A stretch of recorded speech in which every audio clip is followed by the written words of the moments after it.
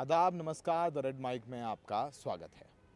आपको याद होगा कि उत्तर प्रदेश सरकार ने कांवड़ यात्रा के दौरान पूरे उत्तर प्रदेश में जितने खाने पीने के सामान बेचने वाले लोग हैं, रेस्टोरेंट से लेकर के फल वाले, इन सबको कहा कि अपना नाम बताओ, अपनी पहचान बताओ, अपनी नेम प्लेट लगाओ, जिसको लेकर के विवाद हुआ। वैसे आदेश में तो लिखा था कि स्वेच्छा करें, लेकिन हमने देखा तस्वीरें कि यूपी पुलिस वाले बाकायदा ठेलों पर नाम लगा रहे थे और ख़ासकर जो मुस्लिम ठेले वाले दुकानदार थे उनको तो और सख्ती के साथ तस्दीक किया गया कि आप ये आदेश ज़रूर मानें। पंक्चर वालों को भी कह दिया गया कि अपने नाम लगाएं। इस पूरे मामले पर बवाल हो गया। उत्तर प्रदेश पुलिस ने यहाँ तक कि जो हिंदू ढाबे थे वहाँ काम कर रहे मुस्लिम कर्मचारियों को भी नौकरी से निकालने के आदेश दे दिए थे और निकलवा दिया था। इसको लेकर के सुप्रीम कोर्ट में सोमवार को याचिका दायर हुई थी और कहा था कि ये जो पूरा आदेश है वो संविधान के खिलाफ है।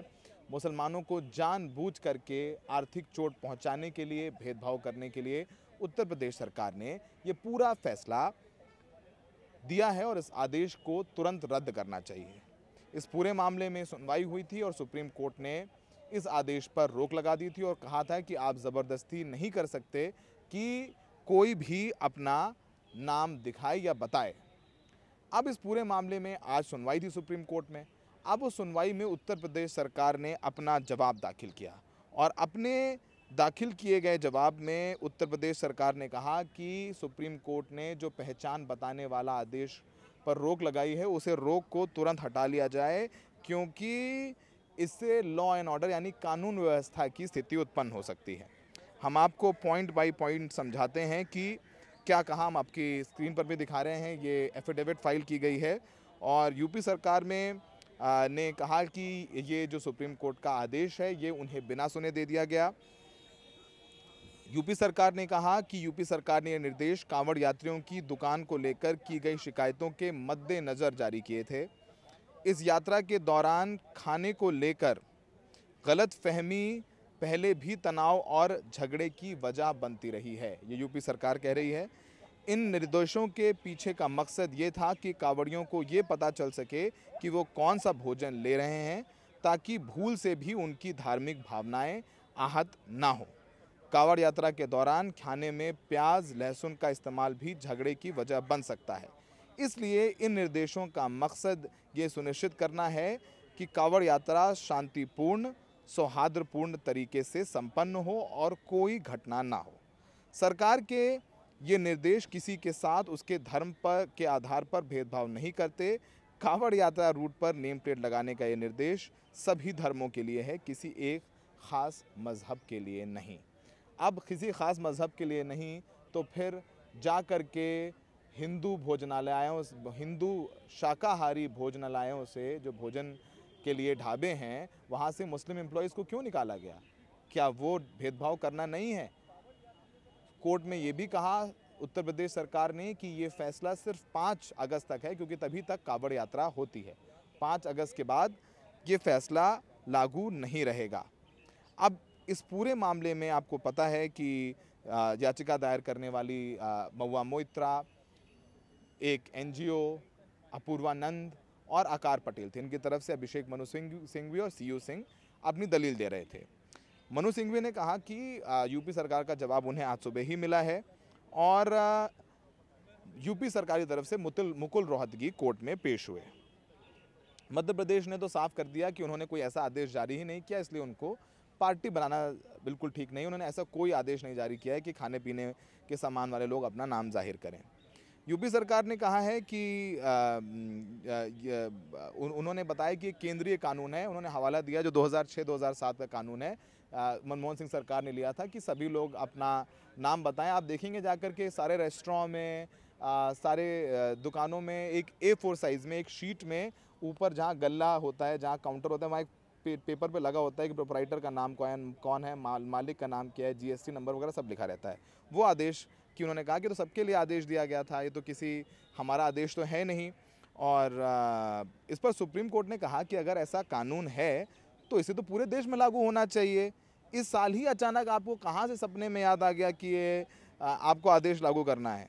और वो भी खास इलाके में इसे लागू करने के पीछे की मंशा क्या है?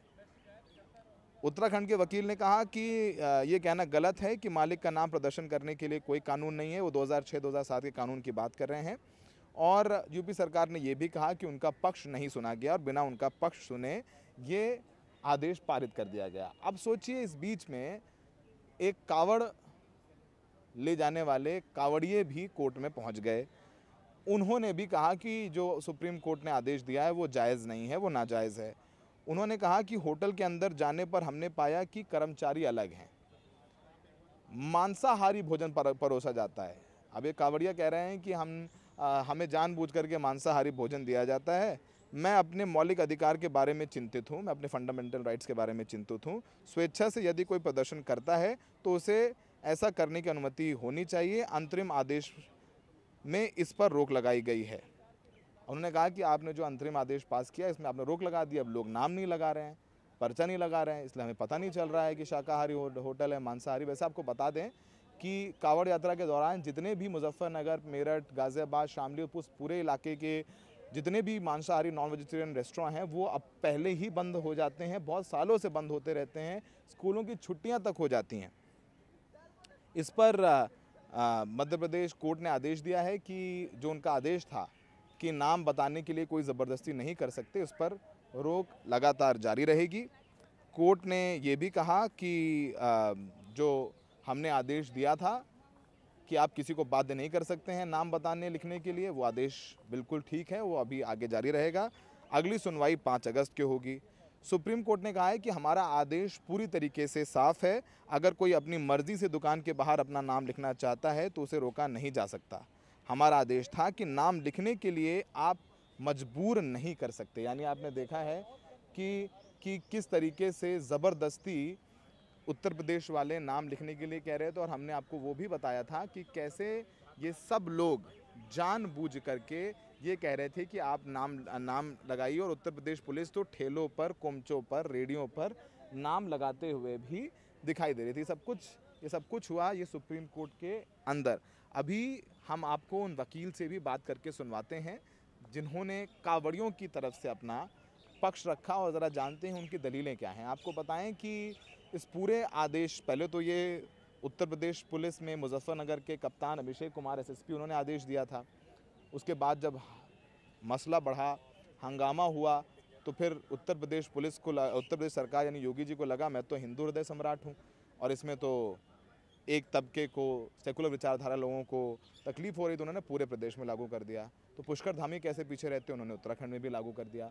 अब उत्तराखंड में लागू होने के बाद मामला और बढ़ा और मामला पूरी तरीके से कोर्ट में आया। यहाँ तक कि पंक्चर वालों को, जो भी मुसलमान दुकानदार है, उसको अपना नाम प्रदर्शित करने के लिए कहा गया। पिछली बार ये जो आदेश हुआ था जिस पर रोक लगी पहचान बताओ वाले आदेश पर, उस आदेश पर रोक लगवाने के पीछे रेड माइक की भी एक स्टोरी बहुत अहम भूमिका निभा चुकी है। रेड माइक की स्टोरी में हमने दिखाया था कि कैसे साक्षी होटल, जो कि एक शुद्ध शाकाहारी ढाबा है, उसमें काम करने वाले मुसलमानों को नौकरी से पुलिस वालों ने निकलवा दिया। और हमने खुद नहीं बताया था, हमने बस मंच दिया था उस होटल के मालिक को, लोकेश नाम था। उन्होंने बताया था कि उनके यहाँ पर बिल्कुल नॉनवेज नहीं बनता, जबकि उनके जो मुसलमान कर्मचारी थे वो तो कावड़ यात्रियों की सेवा करते थे। तो उस पिटीशन में जो पिटीशन लगाई गई थी उसमें हमारी स्टोरी का जिक्र था और कोर्ट ने वो स्टोरी को देखा था। और जब कोर्ट ने रोक लगाने का आदेश दिया तो हमारी स्टोरी को भी संज्ञान में लेने के बाद ही रोक लगाई गई थी कि सिर्फ ये पूरा फैसला नाम बताने तक सीमित नहीं है, मुसलमान कर्मचारियों को निकलवाया भी जा रहा है, ज़ोर ज़बरदस्ती भी की जा रही है। और इसके पीछे जो सरकार की मंशा है वो मुसलमानों को आर्थिक तौर पर चोट पहुंचाने की, नुकसान पहुंचाने की है। अब इस पूरे मामले में 5 अगस्त को सुनवाई होगी। अब 5 अगस्त को सुनवाई होगी तो क्योंकि 6 तारीख को तो कावड़ यात्रा ख़त्म हो जाती है, तो उसके बाद तो ये आदेश, चूँकि वैसे भी उत्तर प्रदेश सरकार का ये आदेश 6 अगस्त तक था, 6 अगस्त तक कावड़ यात्रा होती है, तो उस यात्रा के ख़त्म होने के बाद कुछ मतलब नहीं रह जाता है। अब 5 तारीख को सुनवाई होगी। अब एक दिन के लिए जो भी आदेश होगा वो लागू होगा। सुप्रीम कोर्ट अपने आदेश से पीछे हटने को तैयार नहीं है। सुप्रीम कोर्ट ने कहा है कि आप किसी को ज़बरदस्ती नहीं कर सकते कि नाम बताए, पहचान बताए। उसको लगाना हो लगाए, नहीं लगाना हो ना लगाए।